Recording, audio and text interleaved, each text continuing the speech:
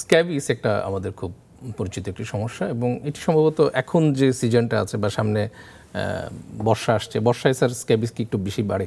বর্ষায় কারণটা কি, ওই যে বৃষ্টি বাদলের কারণে দুইটা হয়, আমাদের অনেক বেশি ঘাম হয়।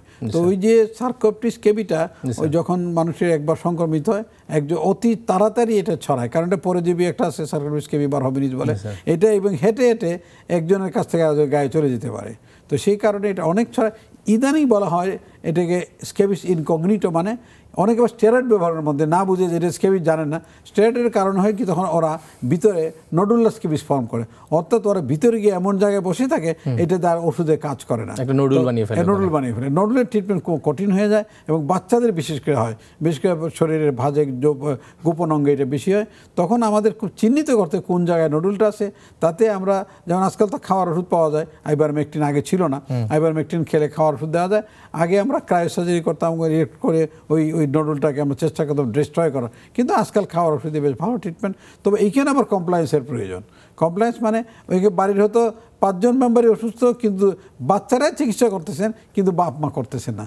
বাচ্চা ভালো হচ্ছে, কয়েকদিন পরে বাপ মা স্ক্যাবিস ছিল আবার বাচ্চার হচ্ছে, এবং এটা একটা ভয়ানক জিনিস। যদি বারবার স্ক্যাবিস হয় তখন AGN ডেভেলপ করে, অ্যাকুইট নেফ্রাইটিস, কিডনি প্রবলেম। আজকে একটা রোগী আসলে আমার কাছে নেফ্রোটিক সিন্ড্রোম হয়ে গেছে, আস্তে আস্তে এই স্ক্যাবিস ট্রিটমেন্ট করতেছে না, কিন্তু ওরা কিন্তু নেফ্রোটিক সিন্ড্রোমে বা নেফ্রাইটিস সঙ্গে বা AGN এর সঙ্গে সম্পর্ক আছে জানেও না।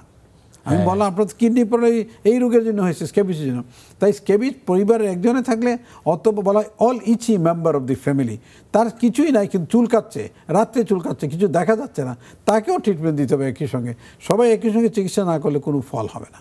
অনেক সময় কি মানুষ স্যার জিনিসগুলোকে গুরুত্বও দিতে চায় না, তারা মনে করে সামনে একটু চুলকানি, তো তারপরে দেখা যাচ্ছে হয়তো নিকটস্থ ফার্মেসির কাছ থেকে তারা চেয়ে ওষুধ নিয়ে আসছে। হ্যাঁ, ওরা তাই করে, ওই ফার্মেসি থেকে একটা ওষুধ খেয়ে চুলকানোর ওষুধ খাচ্ছে, স্ক্যাবিসের ওষুধ খাচ্ছে না।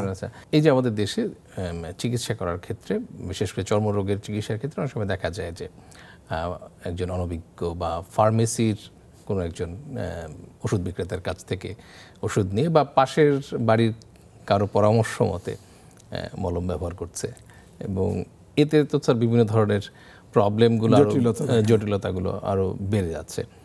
তো এতে কি স্যার এই ফাঙ্গাল ইনফেকশনগুলোর ক্ষেত্রে কি রেজিস্ট্যান্সের সম্ভাবনাটা কি বাড়ছে কিনা? এটা হয় কি, একটা জিনিস যে আমাদের একটা ফার্মেসিতে যে ওষুধ বিক্রি করে, ওরা ফার্মেসি ডাক্তার লোকজন তো মনে করে যে ওষুধ বিক্রি করে ও সবই জানে, কিন্তু এখানে বেশিরভাগই ওরা স্টেরয়েড দিয়ে দেয়।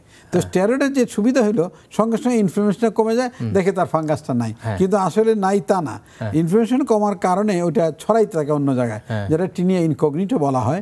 এবং কিন্তু রুগী খুব খুশি, আবার সেই স্টেরয়েড লাগে। যখন স্টেরয়েড আর কাজ করে না, এটাকে বলা হয় টেকিফাইলেক্সিস, তখন ডাক্তারের কাছে আসে। ওই সময় কিন্তু খুব কঠিন হয়ে যায় চিকিৎসা করা, কারণ স্টেরয়েড লাগানোর কারণে ফাঙ্গাসটা অ্যাটেনুয়েটেড হয়ে যায়, ও আর কাজ করতে চায় না ওষুধে।